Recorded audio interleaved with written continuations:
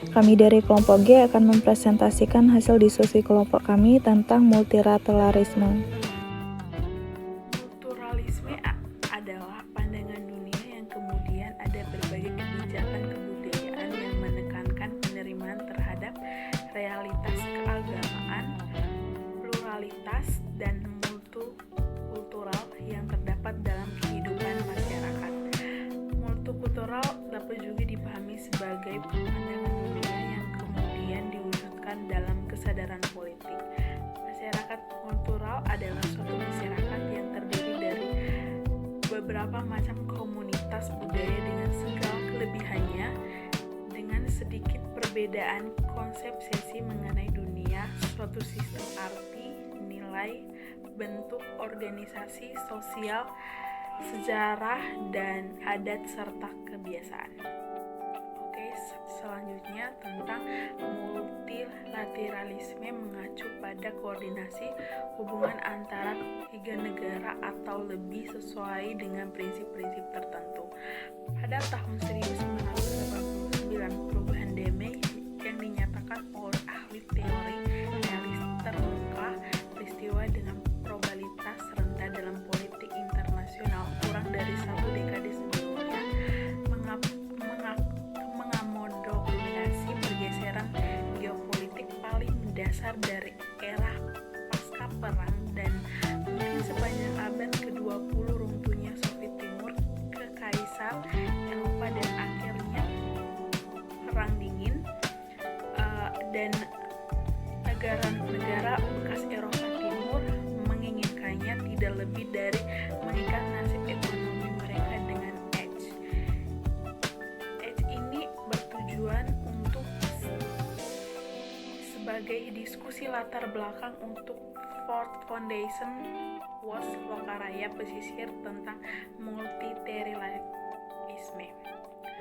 Beberapa yang disiapkan untuk lokakarya itu sedang diterbitkan dalam edisi ini dan edisi lain organisasi internasional, dan seluruh rangkaian akan disajikan dalam zona pengiraan rugi Act.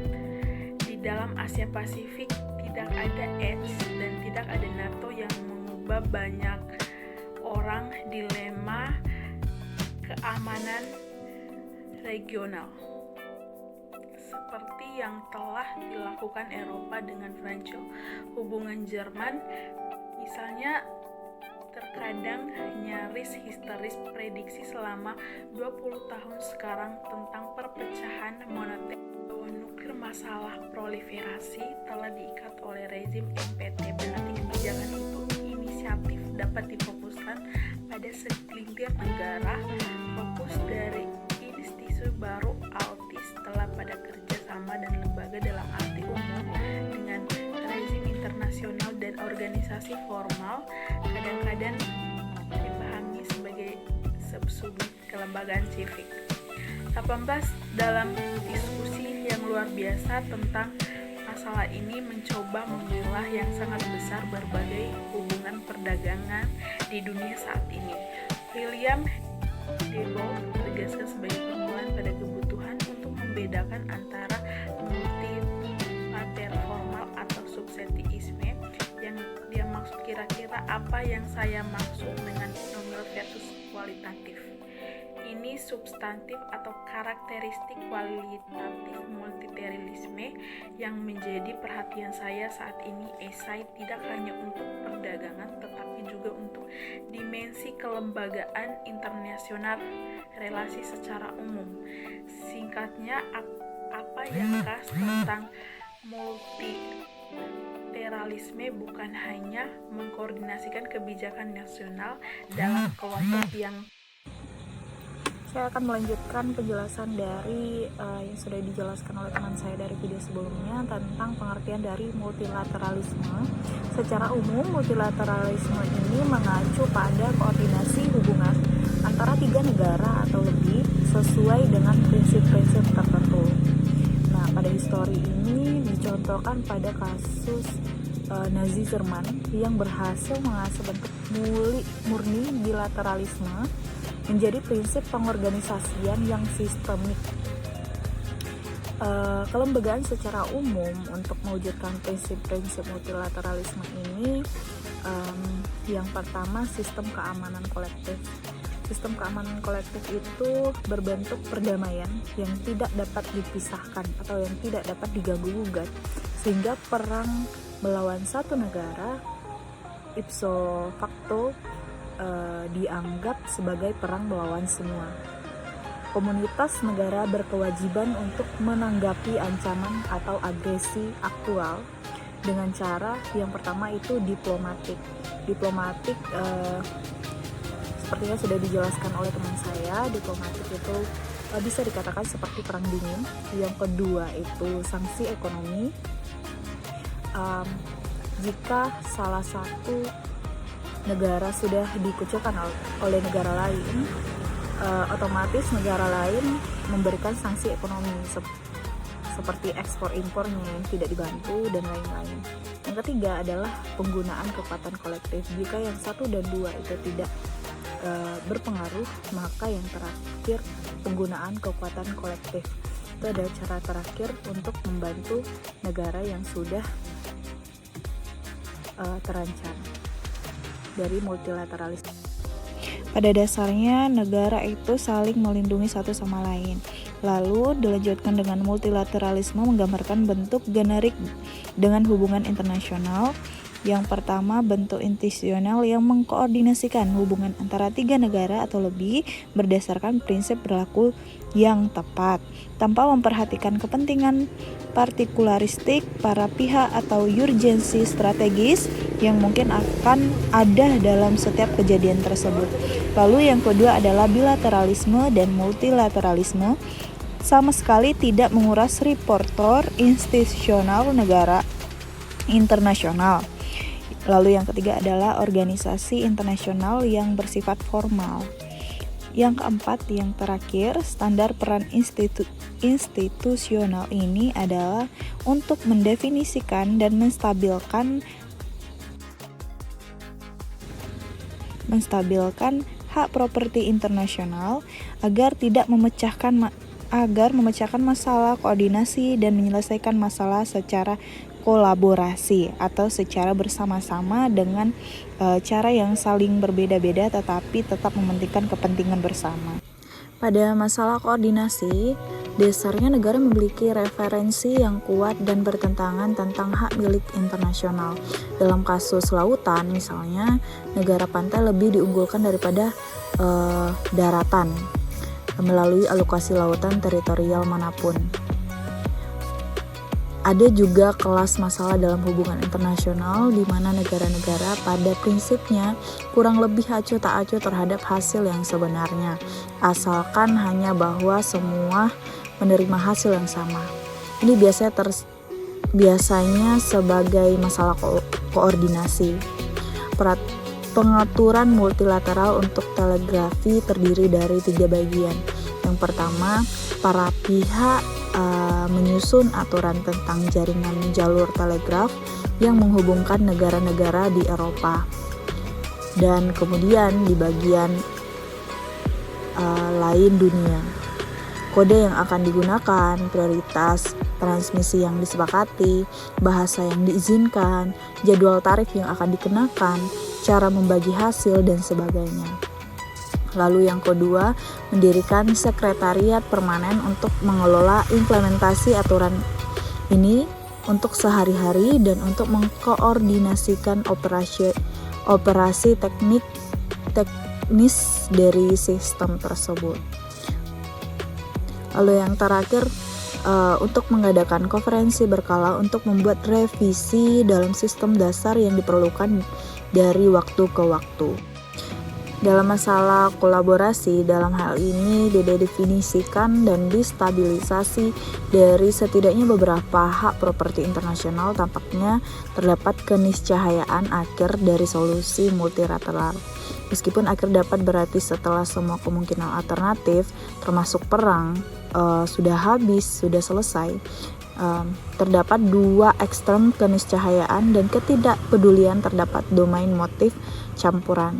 Situasi konflik penting Bahkan dalam domain ini, bagaimanapun kerjasama yang terjadi, terkadang itu terjadi secara multilateral.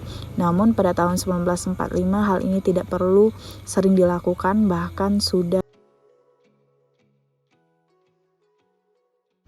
Selanjutnya saya akan menjelaskan mengenai diskontinuitas abad ke-20. Terobosan penting dalam pola ketiga ini terjadi pada abad ke-20 atau pindah ke institusi seperti yang dikatakan ahli teori hukum kritis David Kennedy menggambarkannya adalah pindah ke organisasi formal. Perpindahan ke institusi menghasilkan beberapa konsekuensi penting bagi status multilateralisme. Singkatnya, sebagai akibat dari perpindahan abad ke-20 ke institusi tatanan politik multilateral yang mampu menangani setidaknya beberapa kolektif tugas dengan cara terkoordinasi sebelumnya.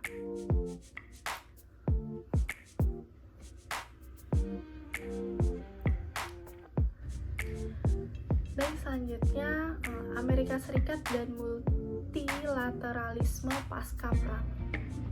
Dari penjelasan ini mengenai multilateralisme adalah tidak ditemukan pada tahun 1945. Oleh sebab itu, multilateralisme adalah bentuk kelembagaan umum di negara modern, sistem dan ekspresi yang baru. Jadi telah ada sejak awal, namun luasnya dan keragaman peraturan multilateral di wilayah yang luas, susunan area masalah itu meningkat secara substansial setelah tahun 1945. Nah, selanjutnya agenda multilateralis pasca perang Amerika terutama terdiri dari keinginan untuk merestrukturisasi tatanan internasional di sepanjang multilateral yang luas di tingkat global dan di Eropa Barat dan melintas di Atlantik Utara di Asia Timur. Di sisi lain, potensinya masih kurang untuk membangun apapun, tetapi hubungannya keamanan bilateral di mana Amerika Serikat itu berpaling dari negara Eropa.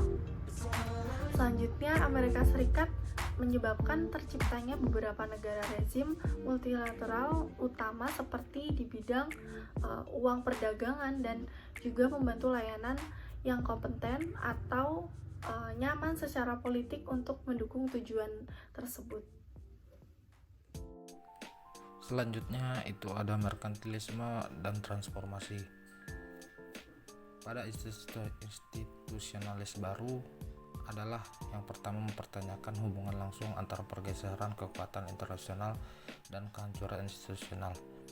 Mereka memberikan beberapa alasan fungsional mengapa negara akan dalam keadaan tertentu tetap berkomitmen pada institusi yang ada, bahkan di luar hegemoni, berfokus pada faktor-faktor seperti inersia institusional, sang kos, layanan yang terus disediakan oleh institusi, dan tujuan bersama yang mungkin mereka berikan untuk dikejar. Tidak ada pergeseran multipolaritas sekitar pertengahan abad ke-19 yang dapat menyebabkan keruntuhan terakhir konser Eropa dan munculnya kembali aliansi persaingan. Tetapi lingkungan domestik menyimpang tajam setelah revolusi tahun 1848. Erosi ekonomi standar emas dan perdagangan bebas sampai batas tertentu mungkin terlalu ditentukan karena kedua rangkaian faktor berubah. Tetapi bahkan sebelum Inggris menurun drastis sebagai kekuatan dunia, pemerintah secara politis dipaksa untuk campur tangan dalam ekonomi domestik mereka dengan cara yang tidak sesuai dengan dua pengaturan multilateral. Faktanya, bahkan kasus klimakterik Charles Kindleberger pada konferensi ekonomi London 1933 ketika Inggris tidak bisa dan Amerika Serikat tidak mau. Apa yang tidak akan dilakukan oleh Amerika Serikat adalah mendukung bentuk multilateralisme ekonomi yang berlaku, yaitu jenis laissez-faire, jenis bankir London dan New York, dan jenis Herbert Hoover. namun tidak seorang pun termasuk Presiden Roosevelt yang menemukan alternatif yang layak dan dapat diterima bersama. Seperti yang dicatat Arthur Schlesinger dalam catatan klasiknya, perbedaan antara Amerika Serikat dan Inggris itu terlalu besar untuk dijembatani oleh segala bentuk masalah hukum ekonomi atau diplomatik. Konferensi London tidak menciptakan perbedaan, itu hanya datang terlalu lambat atau terlalu dini untuk melakukan sesuatu tentang hal itu. Tidak ada perbedaan domestik yang mencolok di antara negara-negara besar saat ini. Runtuhnya Uni Soviet dan perubahan domestik di Eropa Timur telah menghilangkan signifikansi internasional dari model ekonomi sosialis. Struktur ekonomi dalam negeri Jepang mungkin menimbulkan masalah yang jauh sebanding, tetapi besarnya hampir tidak sama.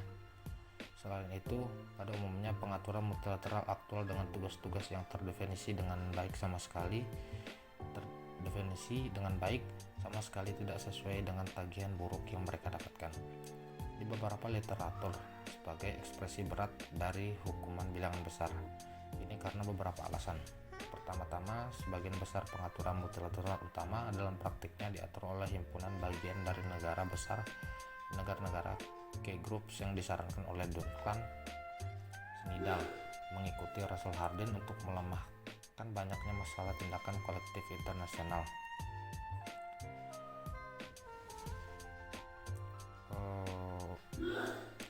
Faktor terakhir yang harus dipertimbangkan dalam penjelasan penyusunan pengaturan multilateral adalah bahwa dalam beberapa kasus perpindahan ke institusi abad ke-20 jelas telah dimulai. Memang banyak penemuan kelembagaan dalam pengaturan multilateral saat ini berasal dari institusi itu sendiri, dari platform yang bisa dibilang mewakili atau setidaknya berbicara untuk kolektivitas yang ada. Sekali lagi, Komisi Eropa menawarkan ilustrasi yang paling dramatis, apakah menyangkut rencana untuk mengatur hubungan Komisi Eropa dengan area perdagangan bebas Eropa, negara-negara Eropa Timur, atau masa depan komunitas itu sendiri. Patrick Morgan melangkah lebih jauh dengan menyatakan bahwa Eropa Barat, para aktor saat ini secara eksplisit menerapkan beberapa pelajaran institusional ke Eropa Timur yang mereka peroleh dari pengalaman pasca perang mereka sebelum dengan Amerika Serikat, tidak hanya di bidang ekonomi tetapi juga di bidang keamanan. Di luar kekuatan pertemuan dan pengaturan agenda dari organisasi multilateral, mungkin paling banyak diilustrasikan di bidang milik bersama. Tidak akan ada rencana untuk mencoba menyelamatkan Mediterania jika bukan karena pemain multilateral seperti yang telah ditujukan oleh Peter Haas. Demikian pula pemain multilateral mengutamakan masalah ozon dan sekarang pemanasan global di meja perundingan, bahkan ketika negara-negara besar termasuk Amerika Serikat adalah negara yang paling enggan. Kesimpulan dari presentasi ini yaitu pada presentasi ini mempertimbangkan dua kelompok protagonis. Yang pertama adalah para ahli teori hubungan internasional, institusinya tidak begitu penting. Mungkin benar seperti yang ditegaskan oleh para ahli teori ini. Mereka tidak bermaksud untuk menjelaskan segalanya, tetapi apa yang mereka jelaskan itu penting. Namun tidak mengikuti dari kebenaran itu, apa mereka tinggalkan tidak dijelaskan adalah tidak penting. Dan institusi jelas bukannya tidak penting. Set protagonis kedua adalah institusionalis yang bentuknya institusinya belum dijajah. Fokus mereka adalah pada institusi dalam pengertian umum atau bekerja sama bahkan lebih umum. Banyak yang bisa dipelajari tentang hubungan internasional dan perspektif itu, tetapi pada saat yang sama terlalu banyak yang tidak terucapkan. Dan apa yang tidak terucapkan, bentuk yang diambil oleh institusi sangat mempengaruhi peran yang dimainkan institusi di panggung dunia saat ini. Di atas segalanya, para pembuat kebijakan meraba-raba alternatif di tengah perubahan yang cepat, berharap untuk memahami alur peristiwa, menyalurkannya ke arah yang diinginkan, tidak berurusan dengan pilihan umum. Pilihan mereka sangat nyata. Sekian presentasi dari kelompok kami, terima kasih.